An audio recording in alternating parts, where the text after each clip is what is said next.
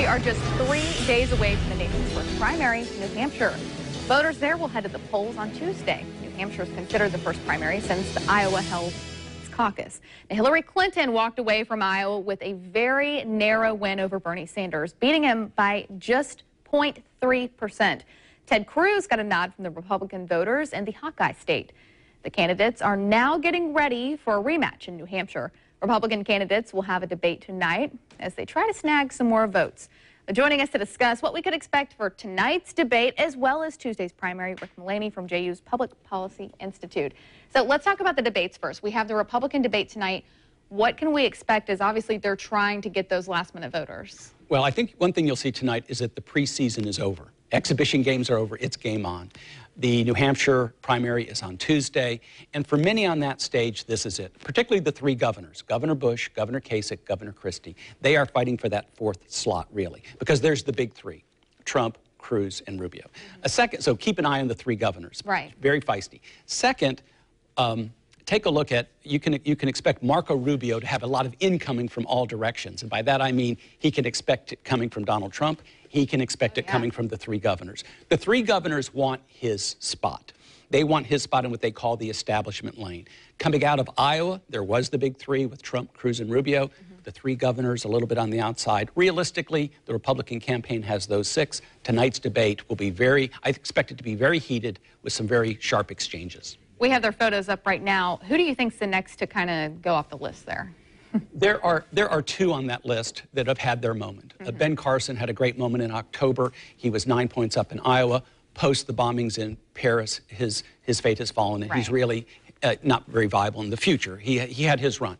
Carly Fiorina had her moment in September when she had a great debate, caused a little bit of a flourish, hasn't sustained it. Those two are really struggling for viability. The next will be of the three governors. Two of them probably are going to have a hard time continuing. Well, let's talk about the Democrats now. Okay, they had a very interesting debate. And also Hillary and Bernie, I can't believe they are neck and neck, especially what we saw out of the caucus. I mean, it was really close. So talk about their statuses. Well, as far as the closeness goes, Iowa and New Hampshire set up very well for Bernie Sanders. So you can expect what you are seeing right now because they said demographically it sets up well for Bernie Sanders. Post New Hampshire, it shifts to Hillary's advantage. The debate on Tuesday night, which actually had some of the lowest ratings because I think it was at the last minute, wasn't well scheduled, MSNBC, and didn't have a lot of viewers. It was an outstanding debate. Very sharp exchanges, very heated. Both candidates displayed their best skill set. Hillary Clinton, very experienced, very knowledgeable, a very good debater. Bernie Sanders, clarity of message, passion, authenticity. Both of them, I thought, displayed their strengths. You can expect most likely a Bernie Sanders victory in New Hampshire. However, I wouldn't suggest that necessarily suggests that that's going to continue. Hillary Clinton has the advantage going forward. Every state's different. Everybody, has their voters per se. But what can we expect in New Hampshire on both sides? You're saying Bernie for the Democrat side. The polling suggests Donald Trump. It's interesting. In 6 of the last 9 presidential Republican primaries, New Hampshire has gone a different direction than Iowa. Expect different winners in New Hampshire. The polling suggests Trump. The polling suggests Bernie Sanders. But those won't be the big stories. Big story in New Hampshire, take a look at the rise of Rubio. Take a look at the top 3, but also look at those 3 governors who are fighting for their political life for that 4th slot. On the Democratic side, can Hillary Clinton get the loss down to single digits? Can she narrow the gap before they begin to move forward?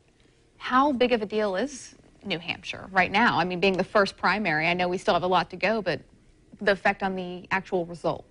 On the Democratic side, not as important, in my opinion, as past years, in part because of the way it's set up and because of moving to Nevada and South Carolina, where demographically, with more minority voters, it will favor Hillary Clinton. On the Republican side, very important, particularly, again, for those 3 governors. On the Republican side, it does appear to be a 3-person race with Trump, Cruz, and Rubio. Those 3 governors are fighting for a slot to continue on. Jeb Bush has the funding to continue on a little bit longer.